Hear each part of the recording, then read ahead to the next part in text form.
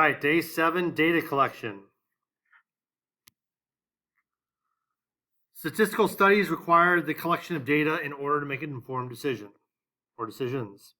Proper data collection is critical to obtaining reliable, useful information. If you sample garbage, you'll have garbage information to base your decision on. Okay? Kind of like the old adage on the internet for an internet search, garbage in, garbage out.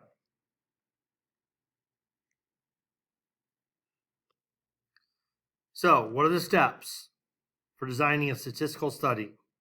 First, identify the variable of interest, the focus, and the population study. So, what are you wanting to investigate? What are you wanting to explore? And who are you going to research? What group? Develop a detailed plan for collecting data. If you use a sample, which most likely you will, make sure the sample is representative of the population. Now, I'll tell you what's going to happen. You're going to do your first project. You're going to come up with bias and say, well, I did this. I only asked my Instagram followers. And that was my bias, and I should change that next time. Then you go to do your next project, and guess what? Same thing. So try, and I'm just saying this happens every year, try to learn and grow as you go through the class. Don't just keep doing the same thing and then reporting the same mistakes every time. There's no point to that. Collect your data. All right? Often the way this class goes is I'll tell you what the project is, I'll tell you to collect the data, and the next class day will be working on the project. So here's what happens. If you get all your data collected, you can come into class and use that class time, usually if you work diligently, to have your project finished in one class period. It's very doable, but you have to make sure the data is collected ahead of time. Describe the data using descriptive statistics techniques, and we'll talk about that. Wow, that's pretty. Did not mean to do that. Interpret the data and make decisions about the population using inferential statistics. We'll learn how to do that math. Identify any possible errors. So where did you mess up? Where was there bias? And that sort of thing. Like I said, learn from them. Don't do the same thing over and over. All right, data collection. There's 4 different methods.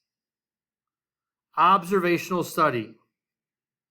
So an observational study is when a researcher, observes and measures characteristics of an interest of a part of a population. So it's basically just watching and taking notes. Okay? Watching and, writing down how many times kids in class ask questions. Okay? Watching and determining how many times someone is tapping their pencil on the desk. Observing how often people ask to go to the restroom. Observing how often people are on their cell phones in class. Observational. Research observed and recorded the mouthing behavior of non-food objects of children up to 3 years old. So you put some kids in a little room, and how many times they shoved something in their mouth that they weren't supposed to. That would be an example. An experiment, right? A treatment's applied to a population and responses are observed. So you treat one part of the population, you don't treat the other. Did it make a difference? So for example, an experiment was performed in which diabetics took cinnamon extract daily, while a control group took none. The control group is the one that does not get any treatment. After 40 days, the diabetics who had the cinnamon reduced their risk of heart disease, while a control group experienced no change. Okay?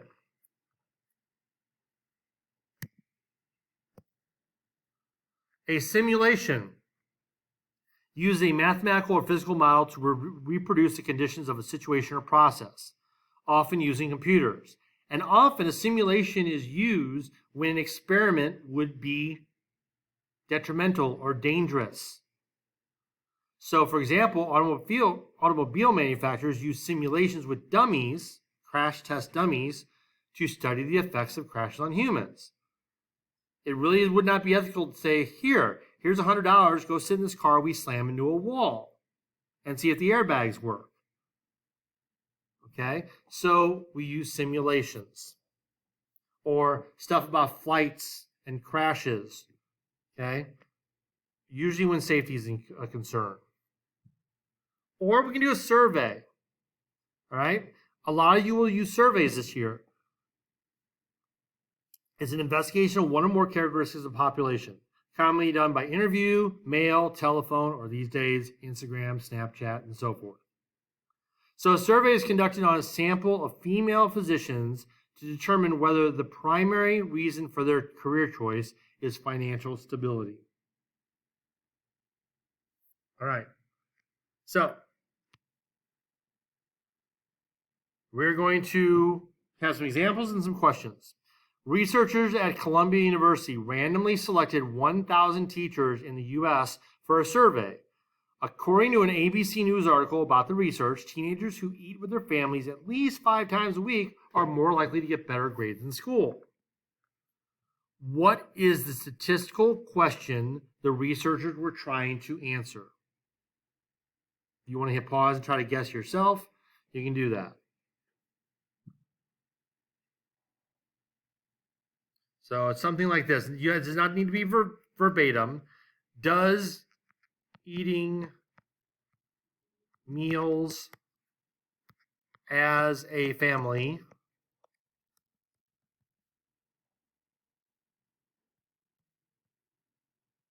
help get better grades?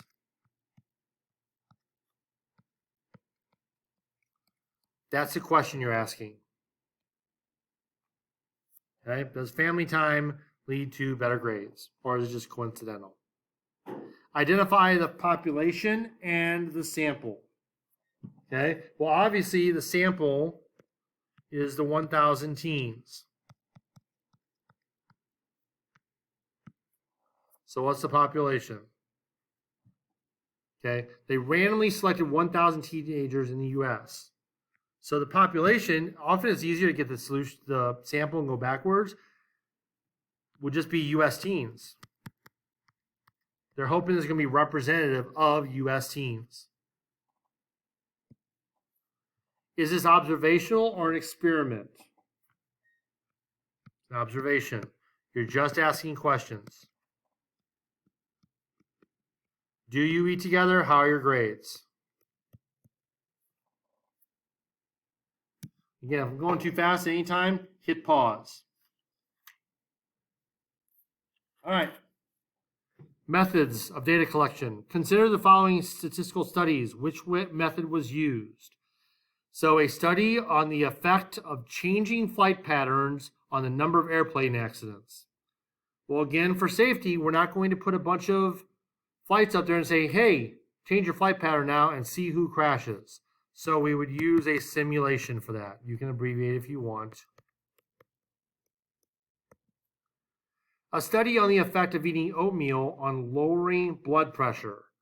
Well, most likely, you would use an experiment. All right, where you would have a group like this with the cinnamon eat oatmeal, a certain amount of oatmeal every day, and have another group not eat oatmeal and see if it helps. Okay. Again, you might answer something different, and as long as you can justify it, you might get credit. Like you might say, well, you know what? What about an observation? What if you just asked a bunch of people if they eat oatmeal and if they notice a difference in their heart, their blood pressure? Okay, probably not the best method, but again, if you put that answer and could justify it, no big deal. There's not always going to be one right answer. A study of how 4th grade students solve a puzzle.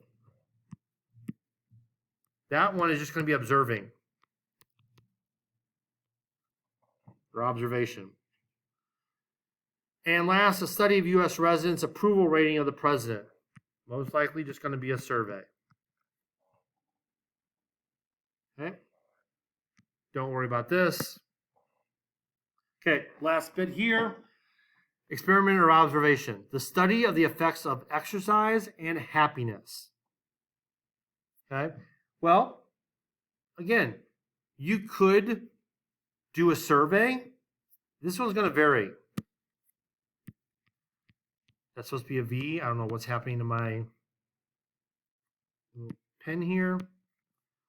Okay, answer is going to vary because I could say that I did a survey and asked people if they exercise daily or regularly and if they were happy.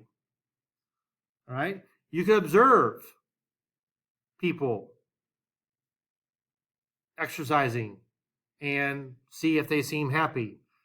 Or you could do an experiment and see, if one group does exercise and one group does not, is their happiness affected, their mood affected? So on this one, you could justify pretty much any of them. B, the study of patterns of exercise in 20 to 30-year-old females. All right? Well, if you're studying the patterns of a certain group there, I would most likely say observing. But again, if you did a survey with that group, you could probably even do some kind of experiment. So that's up to you. What happened? There we go.